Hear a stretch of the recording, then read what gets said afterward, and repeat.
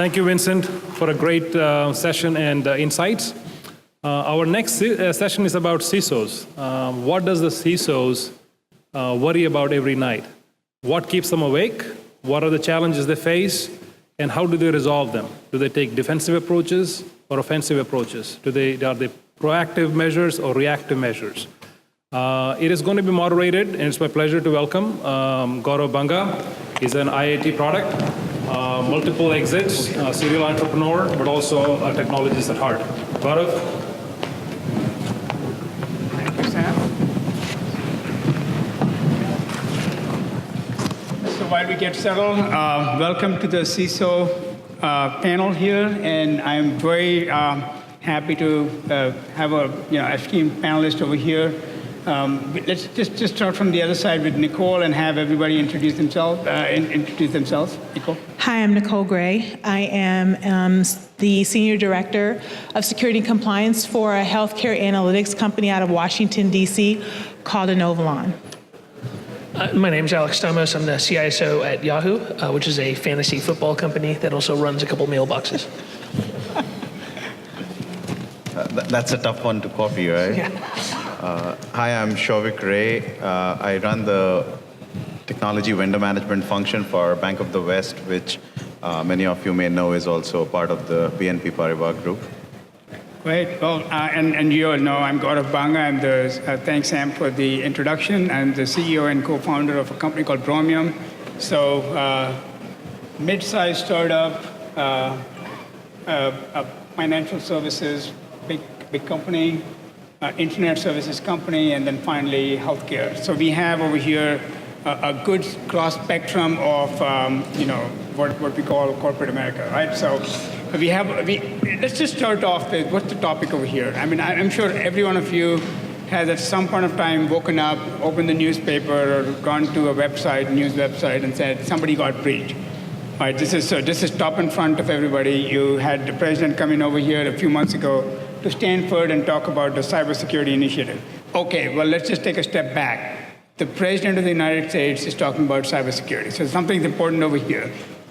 And that sort of brings to the question, which is what is changing, how has it changed? You've seen Shar had some very good comments, and Vincent as well. So let's just get your opinions of cybersecurity has become a board-level topic. Or rather, we'd like to believe it has become a board-level topic. In your experience, and let's just go around down the panel, do you agree with that? And can you give us a sense of how it has become a board-level topic in your company? Okay, well, I would say, we're a healthcare analytics company out of Washington, D.C., so, we're with the movers and shakers. And healthcare is extremely, extremely popular. The attackers and adversaries have figured out that healthcare has valuable data. And as a result of that, we're getting attacked. This is challenging. And again, the board of directors is now increasingly concerned because they are responsible for our security posture. So the conversations are extremely different. Over the past few months, we went public, and as a result of that, we now have a subcommittee as a part of our board of directors to discuss security and compliance issues. And so they're extremely concerned with, how well does our security program run? What are our key risks? Do we have a feel for the type of attacks and threats that are happening within the healthcare vertical? And then how can we respond? Again, we think about breaches. There was a point in time, especially when in healthcare, we said, well, we don't think we'll ever get breached. That's not true anymore, especially with Anthem. When Anthem occurred, that rocked the healthcare industry. And that started a whole series of conversations. So our board is getting smarter about cybersecurity topics. And they're asking us, the people that are running the cybersecurity organizations, are we prepared? Are we prepared for a breach? How would we respond? And are we investing in the right areas of security? And so the best way that I've been able to communicate to them was really to use their business speak and talk to them about what matters most, and that is a breach would affect our profit and loss statements. A breach would affect our brand and our reputation. And these are the most important things that we need to focus on, and giving them a security strategy and a roadmap. So at Yahoo, it is a board level. I report to the whole board once a year and to the Audit and Finance Committee every quarter. I got that coming up real soon. And it's interesting. I think boards are still trying to figure out what their role is supposed to be. It's when you have almost all the CISOs I know, it is like the risk in the audit committee, which the members of that committee are always optimized for their ability to read a balance sheet and to sniff out whether or not there's any malfeasance in the numbers, especially post Sarbox, right? And so our audit and finance committee is an ex Big Three partner, a CFO of another major public company, and Charles Schwab himself, right? And it turns out it's actually the guy from the commercials. That's really Charles Schwab. And all he wears is suits. I think he goes to sleep in a suit, like the captain from Sound of Music, right? So, and so those are all like brilliant people, and they're very good at what they do. But to go to them and to try to explain to them, this is what I'm doing about our risk of zero-day malware from nation-state adversaries, and this is the suite of technologies. Realistically, for them to judge whether I'm doing a good job or not is really depend on whether or not they get the feeling of they should trust me or not, right? And so I think we really do need to innovate in the ways that CISOs report to the board, because right now we're not giving them metrics that they can use or a common set of controls that they can feel comfortable with us doing our job. They're just trying to see whether or not they feel we're competent and we've thought all areas, and they do, they ask questions and they go into as much depth as possible. But I do think it is kind of a shaky time for boards dealing with this, because almost no public boards have board members that have any kind of real hands-on experience in this area. Yeah, I'd very much, echo with what both Nicole and Alex said, coming from the fact that, yes, we are evolving as, what the board really wants to hear, say, wants to look at to begin with, work through different matrices. But I think to step back and say, a bank and financial services, that the basis of business is trust, and then you're holding somebody's money. And of course, the guys who are out there wanting to get something are primarily beginning with money or identity. And, between healthcare and financial services, even if the board isn't yet ready what to do, for all good purposes, I would say we're thankful we have, regulators who are right out there in our backyard almost every week. So there's a lot of prescription that's already coming pretty much top down right from the government, if you will, particularly for regulated industries like, banking and healthcare. So in that sense, I think even though, yes, as boards, we are evolving, there's a lot of detailing that they're very smart at today, as Nicole was saying. We are reporting, just as you said, we have, I would say, right from identification, what is the risk of the portfolio, internal portfolio, and then as I run the third-party side, that opens up into third parties and nth parties. The regulators are asking for fourth party. What's your fifth, sixth party, even if you have contracts with the fourth party. So now it's an nth party management. So at the end of the day, the risk cannot be transferred. We are accountable for the risk, and the customer trusts us, and whatever happens is our accountability. That being said, I think the board is also understanding, as much as we need to report to the regulators and to all our stakeholders, we're also realizing that it's not just prevention. Certain things will happen, and previous speakers talked about, I think, detection and what happens beyond detection. So there's a whole lot of investment that the banks are doing today and are very much aligned to saying, I would say 2 years ago, a lot of these discussions wouldn't get the purse strings out, but security and risk pretty much is top on everybody's mind when you're at the board.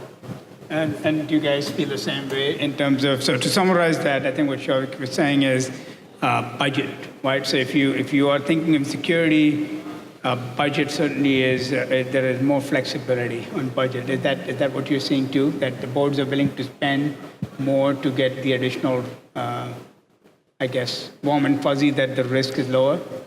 Oh, absolutely. I think it starts with a little bit of fear. So they're thinking about, like I said, brand reputation. And for us, we're a healthcare data analytics company. We have 250 million Americans patient health information. So yeah, absolutely. It's our core business. So my budget's increased by at least 30% over the past year, 18 months. Wow. So you mentioned the president's talk at Stanford, and I was there in the audience, and during his interview with the CEOs, one of the CEOs, I believe of maybe Amex, said, oh yeah, I have no limit on how much money I'll spend on InfoSec. And I said, I hope that man's CISO is in the audience right now and got a video of that. I mean, I think boards are willing to spend. One of the problems is, one, somebody saying to you, you have no budget limit is really a trap, right? Because the truth is, obviously, there is some kind of limit. And I don't think that's a fair thing to say. Because that's really just a pushing of responsibility of weighing both the fiduciary responsibility to shareholder cash management as well as that risk management to one person, and that's not how it should happen. There should be a tug and pull between a CISO and a CFO about how much they spend, because then both sides can argue strongly for one kind of protection for shareholders. The other problem that we face, I think, more than probably the other folks up here, is budget is not as big of an issue as when we can't buy our way into a secure future. We have to build our way into a secure future, right? Like 99% of our stack is all code that we've written in-house. And honestly, the vast majority of stuff that who here went to RSA this year?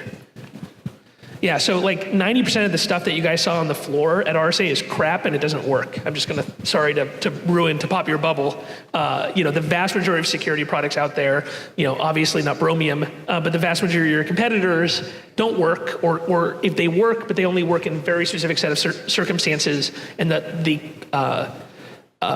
opportunity cost of deploying them is not worth protecting against that small set. And so I think budget can be a trap because it can lead you in turning into just we do proof of concept and acquisition team, when that's not actually a way that you're going to be able to get, it's going to be like a hangover, right? Like 2 years later, you're going to be covered with invoices, waking up drunk, hungover, and you're like, what the heck happened? And you own 27 different security point solutions, and you're in no better shape than you were before, and you've wasted a couple of years.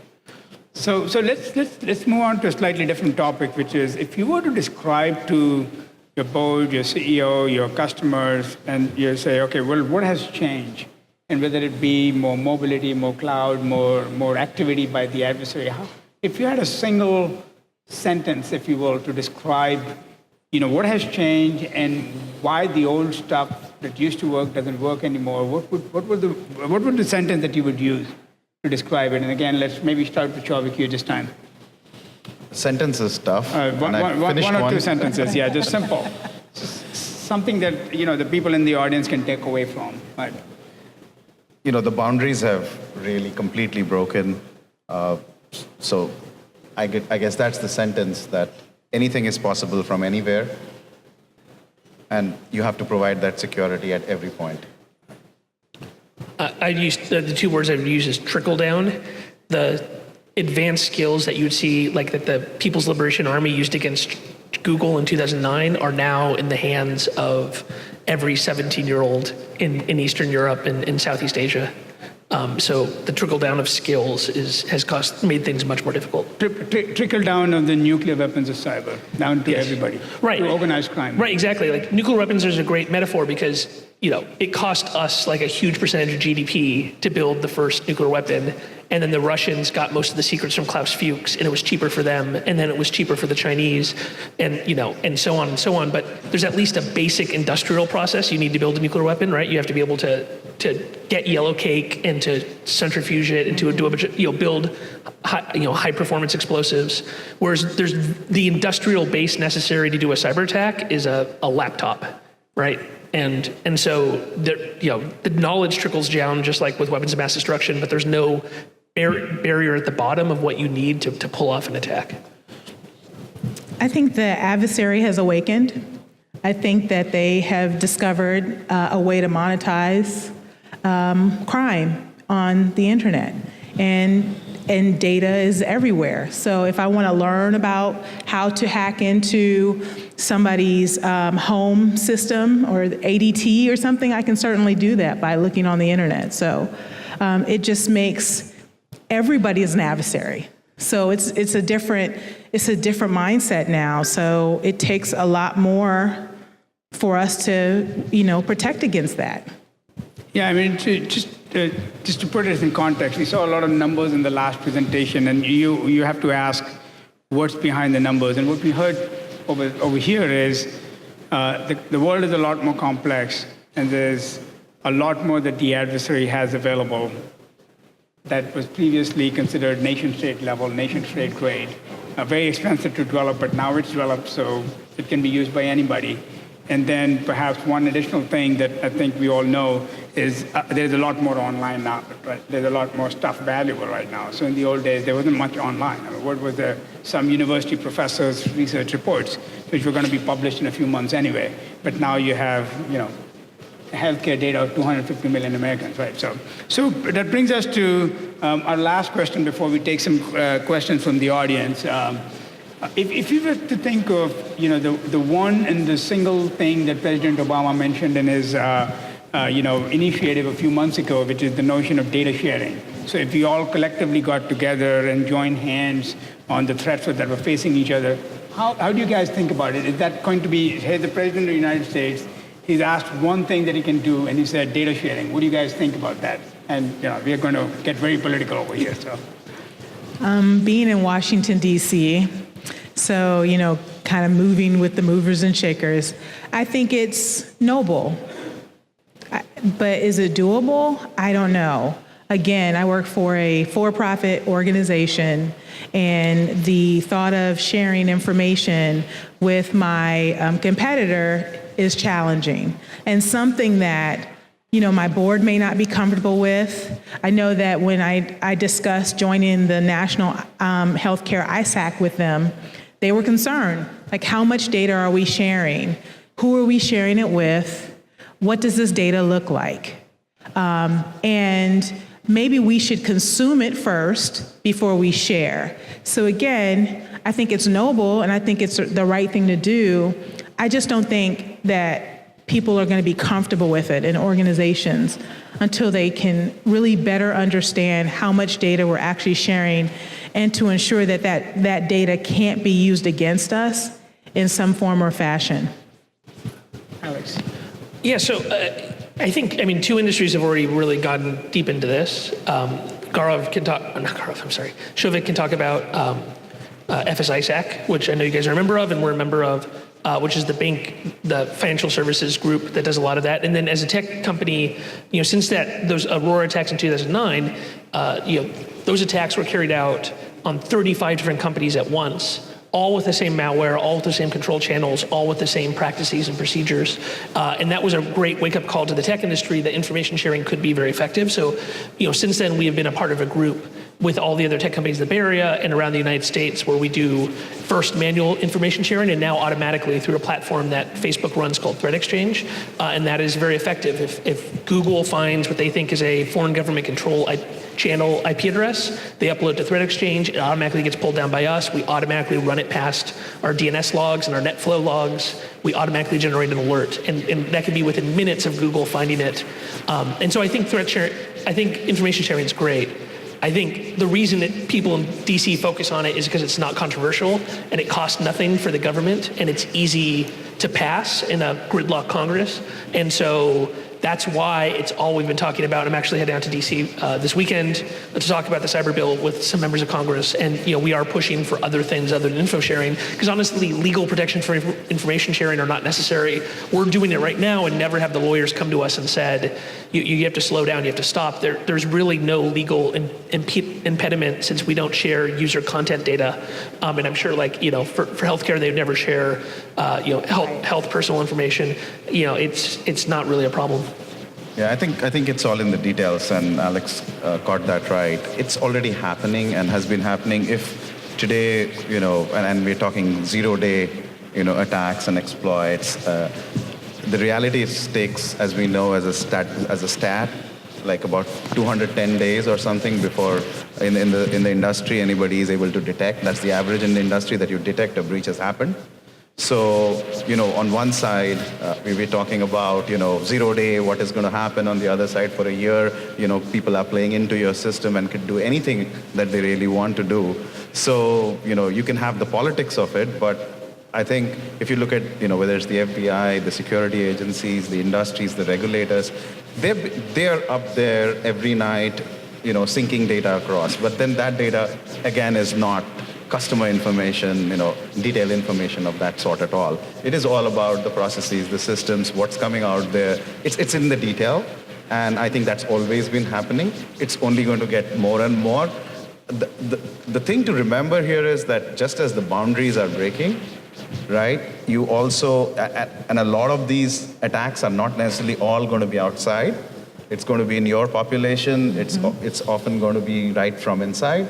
And that is where there's always going to be questions about what you're sharing with whom, because if you really look at it, all the counter that comes in, generally the bad guys are often smarter than the good guys. And how do they do that? They're pretty much from the trickle downs, right? So it's a very, two-edged sword where what you're sharing is effectively what you're telling how to come and break it again. So there's probably never an easy answer to that, but yes, I think sharing is only going to continue to grow. So let's take a few questions from the audience, and let's look at the question around bug bounty programs, right? So and I think Alex, you're probably the closest to a bug bounty program, right? How's a bug bounty big in the West? Some vendors use bug bounty programs. What do you guys, and some of you use bug bounty programs, and you hire people to break in. And you pay them a fee, and hopefully that information is useful. So what do you guys think about bug bounty programs? Are they useful? I mean, we find them to be extremely useful. We do a little over $1 million a year in bug bounty. And the average payout for that $1 million is something like $150 or $200. So the volume is actually quite large, and I think it's great. It incentivizes people to do the right thing. It helps increase the number of people around the world that we can get into. So we have like this 19-year-old Egyptian kid who I think's made something like $40,000 or $50,000 from us, from his home, who would never have access. He's not lucky like me, growing up in a middle-class home in a Western country and have the ability to go to college. He doesn't have that ability, and so he's got these skills, and he could have used those skills to steal money or to fall in with the wrong people. Instead, he used them to play in our bug bounty and other people, and hopefully pay off his parents' mortgage instead of just buying a big screen. And I think that's incredible, and that gets people into our industry. Like our number one problem is there's just not enough qualified cybersecurity people in the United States, right? Of the Fortune 500 companies, how many of them have well-staffed security teams? Maybe 80 to 90, right? The vast majority are toast, and we're not going to get there just by building it. We need to get there through like sane immigration policies, and we need to get there through things like bug bounty, where we can utilize people's talents from overseas. And Nicole and Shouvik, do you have experience with bug bounty programs? Yeah, we don't employ bug bounty programs. Generally, I don't think anybody is going to make that very official of what Right. is done there. A lot of stealth and anti-stealth is there, but I'll tell you that we've in our CISO organization itself has primarily grown in the last 2 years. So yes, it was very limited before that. I would say about 3 to 4 years that it's really gone deep down into everything, right into application testing at the base level, penetration, etc. The good things that I've seen that we've done a little bit of bug bounty that's internal. So there's also that, and that's helped. For example, we had, using our GRC tool, somebody created a whole phishing, if you will, you can call it a phishing campaign, right? Just like a marketing campaign, and went out and said, okay, who's going to get caught, what comes out of that, and it was easy for us to then say, okay, where are the weaknesses, and that really helped us, and then we put in some monetary benefits into that. It's pretty much the same thing, but I'll agree that it's a difficult one. Who's the right person to go to? It can be an additional piece out there, certainly not something that you're going to depend on. So here's another question. do you guys feel that there is and we struggle with when you work with your management and your board, do you think there is something that they're missing or something that you need to do in terms of changing the attitudes? It's already been done by the media in terms of, you get a sense that there are still some people who don't understand how big this problem is? I would say I still have some challenges with the CFO because it still is about revenue and dollars and cents. So I still have to go through the process of establishing business cases for my, security investments and to show what the ROI is and to present that periodically through management reviews. So the CFO is still a hard nut to crack because he's always trying to grow revenue, and I'm a cost center. So I have to be as creative as I can. And I'll bring back what Alex talked about, that, irrespective of how much is that percentage of what was, in the RSA conference, how much we say, whether it's 90 or 70%, that is not necessarily going to give you the value. That is the truth.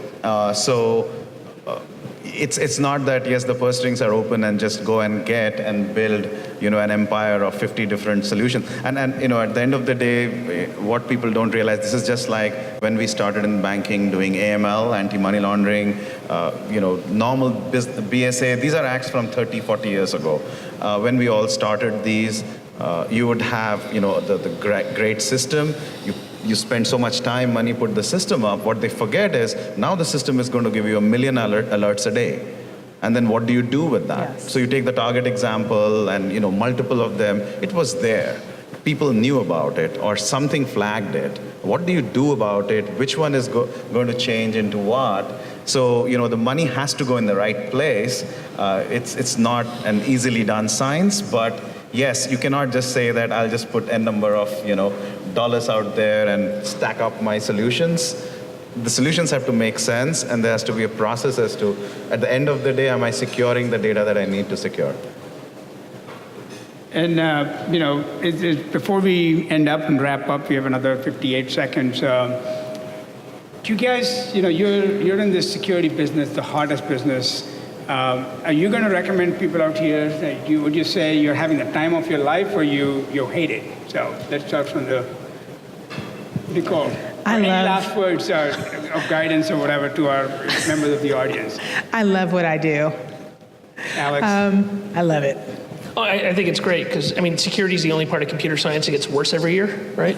So it's great from a job security perspective. And it's also fun because it's not like when you build a bridge and you're done, like civil engineering. Security, you're playing chess. And there's always an adversary. And every time you win, they wipe out the board and you start over. So I find it much more fun than other parts of engineering. Yeah, there are no easy answers. There's a reason why they need us. So it can only be fun. The days when you say, oh, this is a tough challenge, right there is the opportunity. Most people here are entrepreneurs converting challenges into opportunities. So I'd say it's all fun. Yeah, and then, one way to think about security is to just say it's a game of building 30-foot walls and the adversary will with 31-foot ladder. And then innovation, the people in this room, the people in the valley, people outside are going to build a 32-foot wall. And then once in a while, they'll build a 75-foot wall, which is a leap ahead. And then the adversary will be building a 81-foot wall or whatever it is. And so it's an exciting place to be in. It's a place where there's always stuff to do, always. Absolutely. And I think the key thing is from a Cisos perspective or from a guy who likes to sell to this. So it's a fantastic opportunity for an entrepreneur. It's a fantastic opportunity. We must not lose hope on innovation, though. Thank you very much. It's been great. Let's thank the panelists as well. Thank you.